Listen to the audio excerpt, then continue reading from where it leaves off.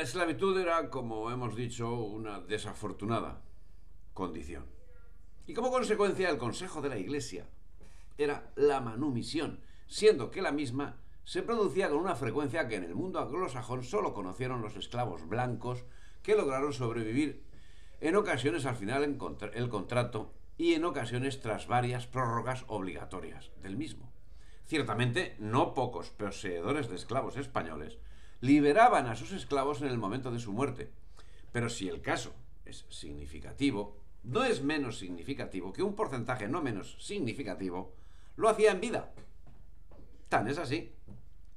que estudios de Frederick Bowser señalan que en el periodo comprendido entre 1524 y 1650 fueron liberados incondicionalmente en Lima un 33,8% de los esclavos, en la Ciudad de México un 40,4% y en la zona de Michoacán entre 1649 y 1800 un 64,4%. Pero esa era en el mundo hispánico. Fuera del mundo hispánico católico, el trato del esclavo blanco, negro, indio, mestizo o mulato tuvo una dureza sin parangón. No obstante, los esclavos ingleses, al fin, lo eran por un tiempo determinado. Finalmente, los esclavos irlandeses que salvaron la vida en un genocidio infame llevado a cabo por Inglaterra y que lograron sobrevivir a la etapa de esclavitud a que fueron sometidos en las colonias del Caribe y de Norteamérica, acabaron teniendo el beneficio de la libertad. En 1713, al finalizar la Guerra de Sucesión al trono de España, Inglaterra, a cambio de reconocer a Felipe V, exigió la firma de un tratado comercial que abarcaba la península y las Indias con la cláusula de nación más favorecida y el monopolio de la trata de negros, que sería dado en concesión a la South Sea Company, sociedad por acciones que contaba con importantes inversores. Se daba inicio a lo que fue un claro monopolio inglés en el que basaría el desarrollo de su poderío comercial, y para conseguirlo aplicaban técnicas de ahorro de claro sentido capitalista con vistas exclusivamente al logro de beneficios. Ello comportaba por una parte que el trasiego de esclavos fuese atendido por un médico que viajaba en los transportes y por otra que el espacio destinado a cada esclavo fuese milimétricamente medido. El negrero Falcon Bridge explicó ante el Parlamento inglés que el espacio de un esclavo era el de un cadáver en su ataúd, ni más largo ni más estrecho que este. Y el espacio que ocupaban en los buques se encontraban entre la bodega y la cubierta.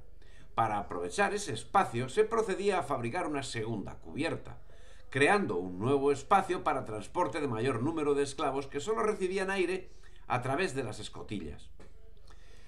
Los sexos vienen mezclados a bordo, en completo estado de desnudez, lo mismo que si se tratara de un montón de animales ajenos a todo sentimiento racional, incluso al más elemental aseo, pues hacen sus necesidades sobre el mismo sitio de su estancia, llenándose de inmundicias, por cuya causa, para evitar que se infeccione el aire en el buque, tienen los tripulantes que baldear a los negros 2 o 3 veces al día, arrojando sobre ellos gran número de cubos de agua de mar. Aparte de esto, y aun estando limpios, despiden las negras un olor muy desagradable y a veces nauseabundo, que no puede soportarse, el cual es propio de la raza.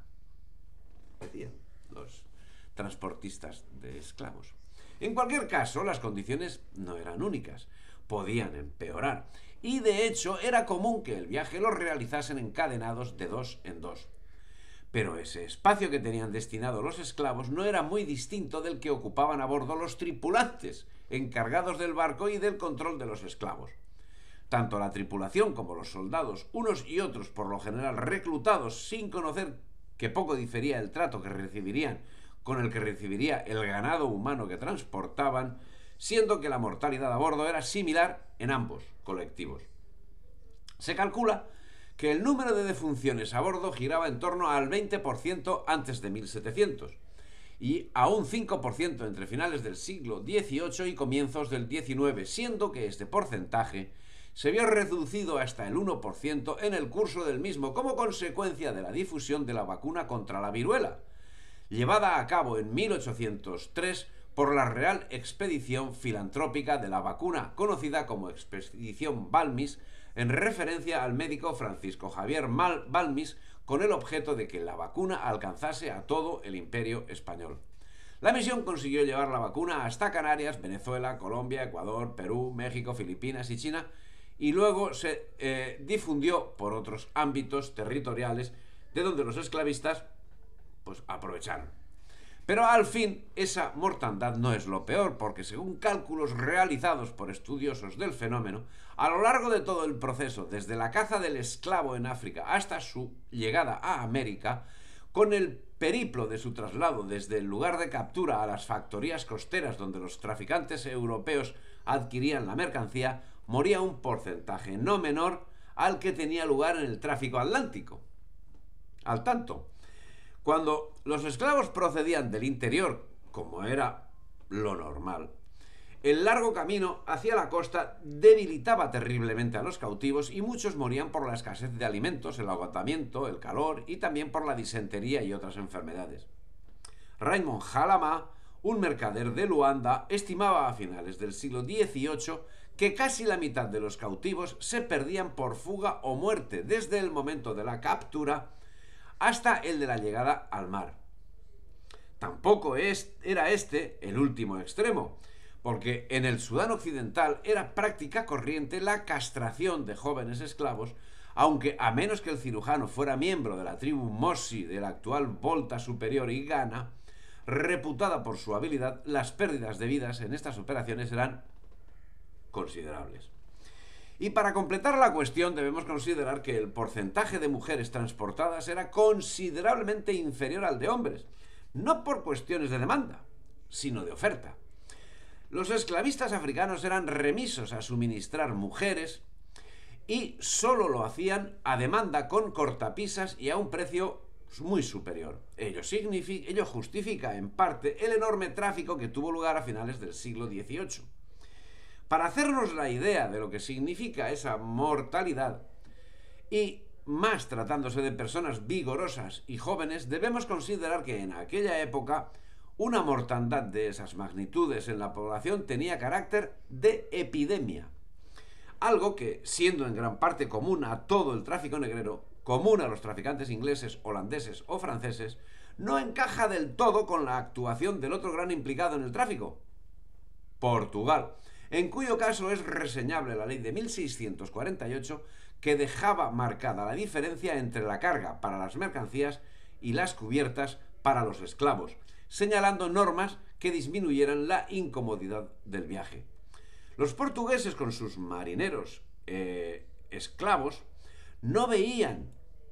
en un cautivo negro a una persona excepcional, sino a una más destinada a sufrir dentro del plan inexplicable de Dios. Mientras que para los protestantes blancos del norte, los africanos resultaban tan exóticos como inquietantes y despreciables.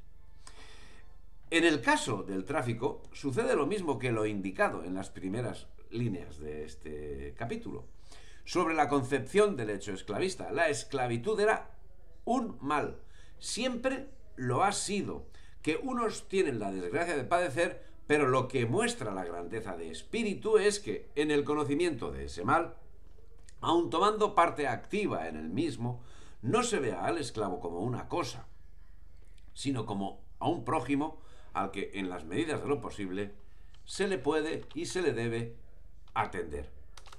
Si te ha gustado el vídeo, dale me gusta, difunde y suscríbete al canal.